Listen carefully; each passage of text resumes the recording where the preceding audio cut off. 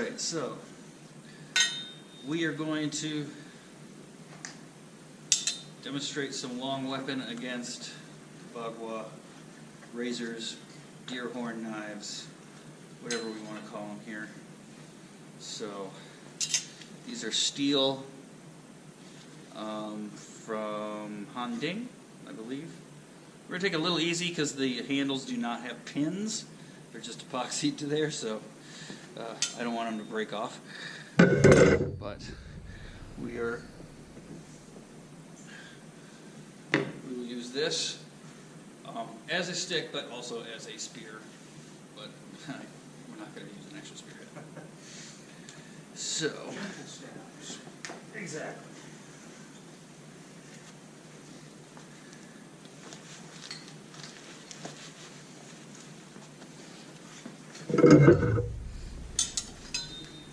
Okay, so how I have been kind of looking at these things here is, like you said, like a knuckle bow or brass knuckles, right? We have it here. Now, I figure that we have two types of grip that I use, which is just a closed grip like this, and then we have a braced thumb grip here behind the long spike to get a little extra push like that, very much like a karambit or something like that, right? Because if you hit like this with this type of grip, it will tend to turn in the hand. And if you don't have gloves on, your hand's probably going to be a little loose in there anyway. So, yeah, we'll just go through real slow. So let's say he's using this.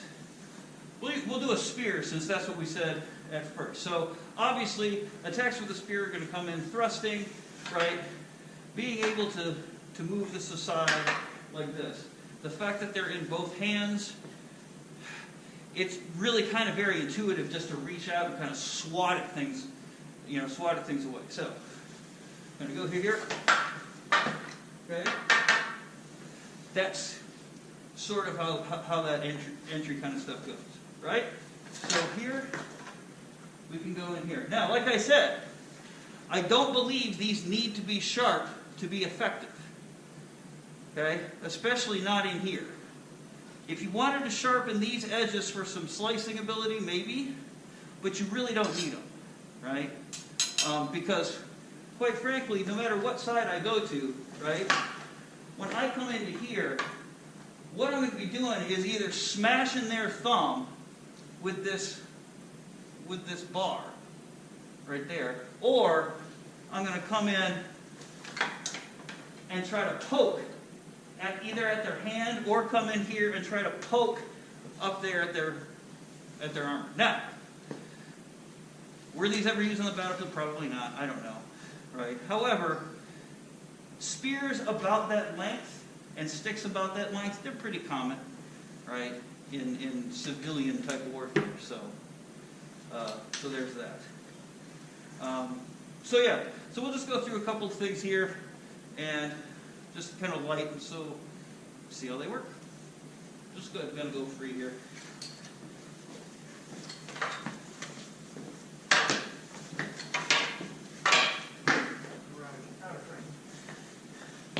Yeah, let's do that because that's the one thing that we were talking about. Getting the spearhead. Can they get the spearhead back quick enough?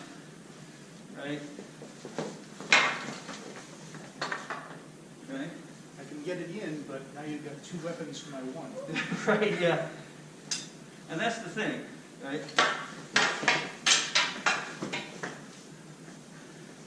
You can fairly easily block and counter that. I want to make sure a wide angle is going here. Make sure. Move it over so you can see it a little better.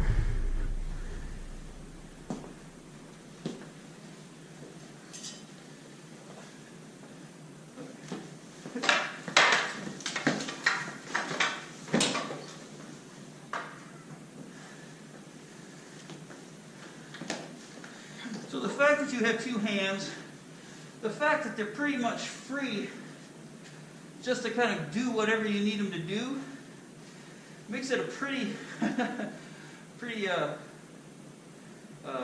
formidable weapon in close, I would say. All right.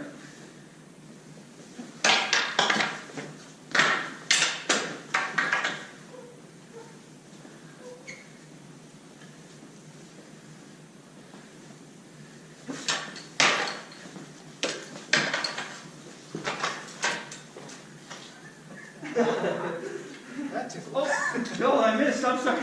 I was going for this. Well, but it did just, I mean, it's in the armpit, right above the rib. I mean, it was perfect. Oh, yeah. And that's a weak spot in armor. So there you go.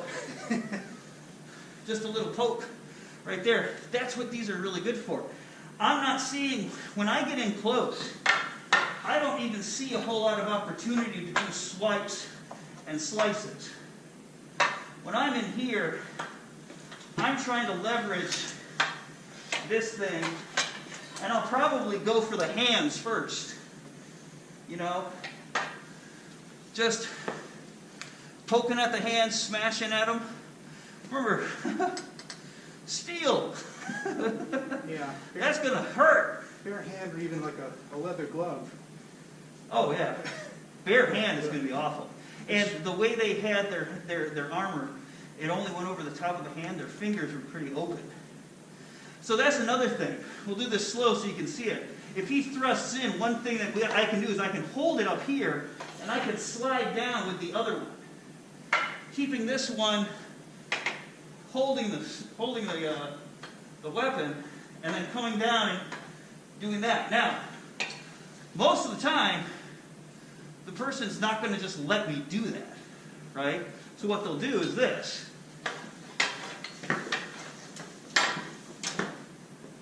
And I'll catch them on that other one. But let's say they do something even simpler. If they can't move back, they're just going to let go and dodge that. So if I'm here and I come down, well, now you see I can push that stick down. So now it's against him, and there's really nothing he can do at that point. Right? So,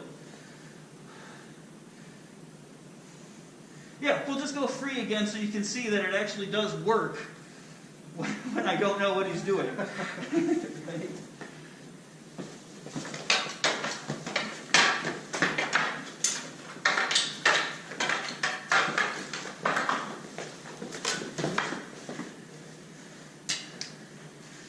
Yeah, that went through the elbow and across the wrist. Oh. Not Yeah. in a bad way. It's Yeah. contact. Right. Okay, so I won't come in that close anymore. Well, I'll just get to your hands, and then we'll just kind of call it that. Okay. I don't want to poke you. Thank you. So far, so good. Okay. Ready?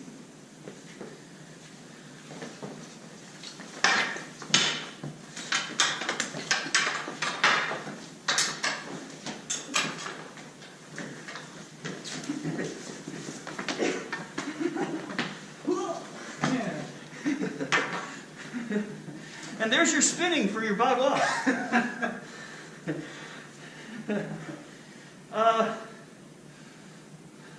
That's pretty effective. Yeah. I mean, One last one that I know for spinning. If he just commits to a lunge, and I go here, spinning in like that is really a really fast way to get in if you know they've overcommitted. So, all right. Thank you, sir. So that's just a little bit on how I imagine we use these things. Now, all of this being said, we have no record of these being used as weapons, right, other than martial arts. We don't know of anybody that used them. They're not in any military encyclopedias or arms manufacturers' catalogs or anything like that. So more than likely, they're probably an improvised weapon, if they were used as a weapon at all. But they would be good for bodyguards, escorts, you know, people that would come into contact with people but needed something small and compact. These are fairly easily carried if you put them. I mean, you can slip them in your belt, in the back. Put them under the fold of the jacket. Yep. And with period clothing in China, they have lots of loose things with straps and stuff. You can easily slip that into your robe, into the small of your back, here like this, and you bring them out. And the complaint that you'd cut yourself more than likely is, like I said, I don't think these need to be sharp to be an effective weapon. I think you can bludgeon and parry with this surface in here, and you can poke with all of these, and that is plenty. Because you're not going to use it for a whole lot. I mean, You wouldn't even need really an edge if you're doing most of the stabbing with Yeah. prominent points. yep. You could, like I said, you could put an edge on this outer one right here. But when you get into an effective range, it's not as easy to do these types of motions in a place where the other person is going to get. And if these were really to circumvent like armor from like militiamen or soldiers or something like that, I could totally see that, because you could easily slip right into those little gaps. Like, I probably want to use some of these if I was going up against like Western plate, Yeah, you know, at least in one hand. yeah. I mean, it's almost like a buckler with a point. Yeah, and that's, I've always said that these are very much more like bucklers than they are like knives, right?